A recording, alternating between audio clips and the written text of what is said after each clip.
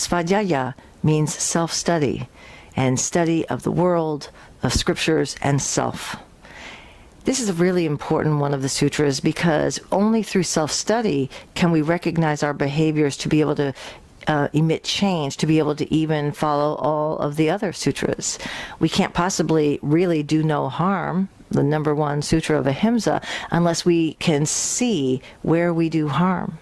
So this idea of self-study is constantly to reflect, to have contemplation, and to see the world as honestly as we can, and to probe into what makes us tick so that we understand our behaviors and do not make excuses for them or live blindly in an unconscious way throughout our life.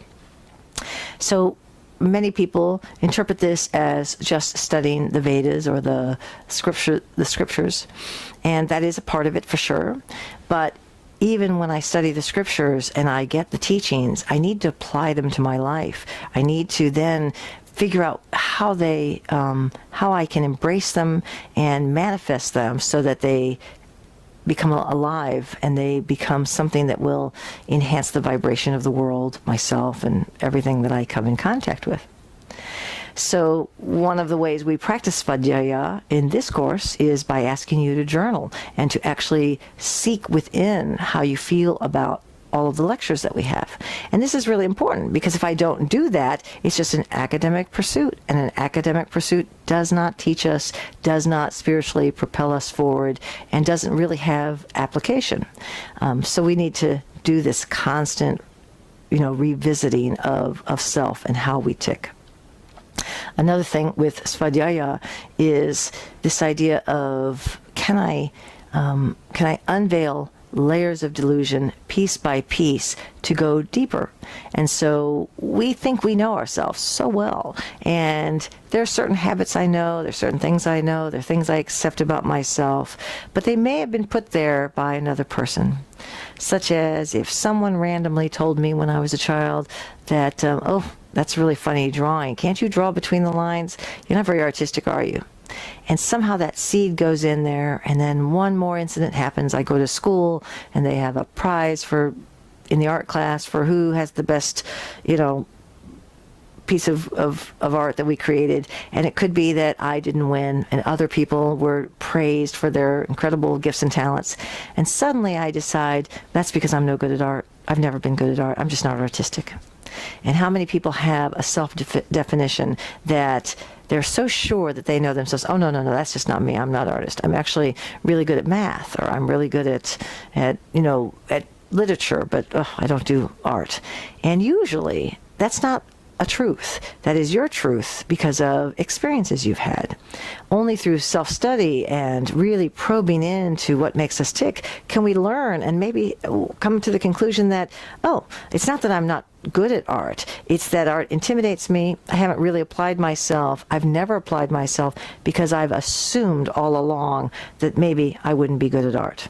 And so suddenly the barriers in our life, the narrowness of our life, and all these gatekeepers we have can be dismantled when we look underneath it and realize we all have unlimited potential to do anything we'd like, to any extent. And so this introspection and contemplation goes on all the time. And it's considered, there's a teaching where they say our mind should always be like two birds. And one bird is sitting on the fence and tweeting and flapping his wings and singing and just going about his day all busy. And the other bird is sitting on the fence watching and going, look at that bird singing and flapping and behaving the way he does. So if our mind can be like the two birds, there is the me that is going through my life, feeling and thinking and behaving and interacting. And then there's the other side of my mind that watches me do it, and we call this the witness.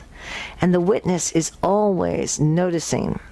For example, if someone says something that makes me angry, I'm not so yogic that I just don't feel anger. I'm going to feel anger. Everyone feels anger, right, when something happens. But the witness says, look, there's Ginny feeling angry. I wonder why. And then if the witness goes underneath and goes, she's angry because that comment just made kind of hurt her ego. Or felt very raw to her because it reminds her of another person in life who was kind of abusive, and therefore it triggered something. Or, you know what, there's Ginny feeling anger and she's got to let it go. And so the witness is it's not that we're not allowed to fully experience life. Just be in it and feel every emotion. Feel your grief, feel your joy, feel your, humor, feel your love of a brownie, whatever it is. It's not that we're supposed to not have these likes and dislikes, but that we have to recognize them and not let them control us, and that we are constantly going underneath the surface of our reaction to the world and to how we feel about things.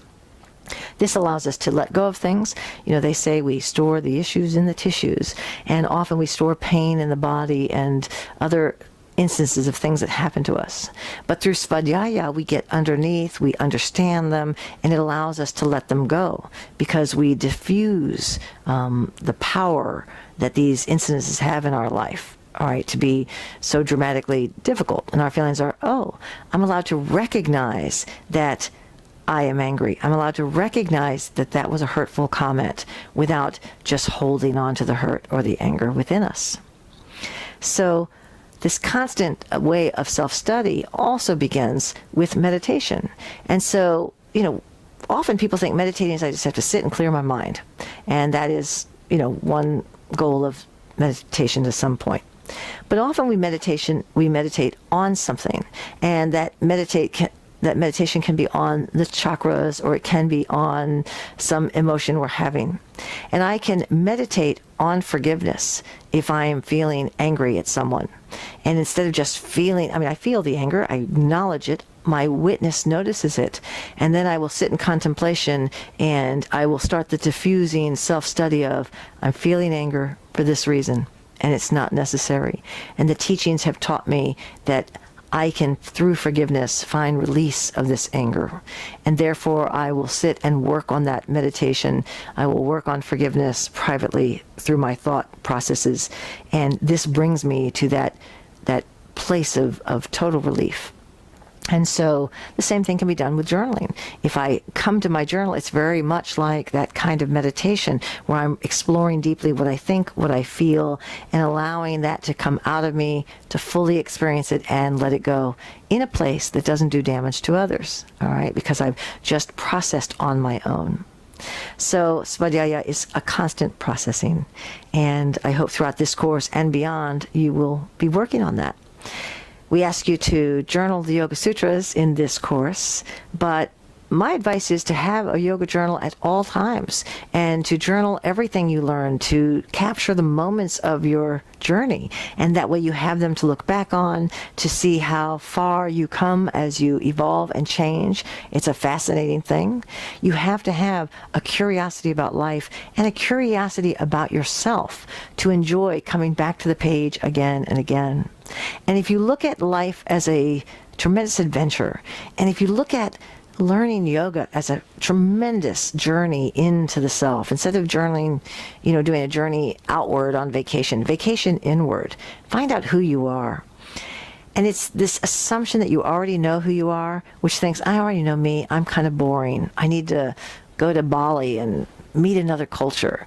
And while that is wonderful to expand your life in that way, that's not necessary. You can have some of the most incredible, profound journeys just by going within. And you need to make friends with the complexity that you are and the fascinating life you've had so far. And just use it as this tool to keep bringing you in to think deeper and deeper and deeper. And as we think of self, we apply the teachings as we're learning, and it's this combination of looking through yogic eyes at the world that softens so much of what we're feeling and thinking.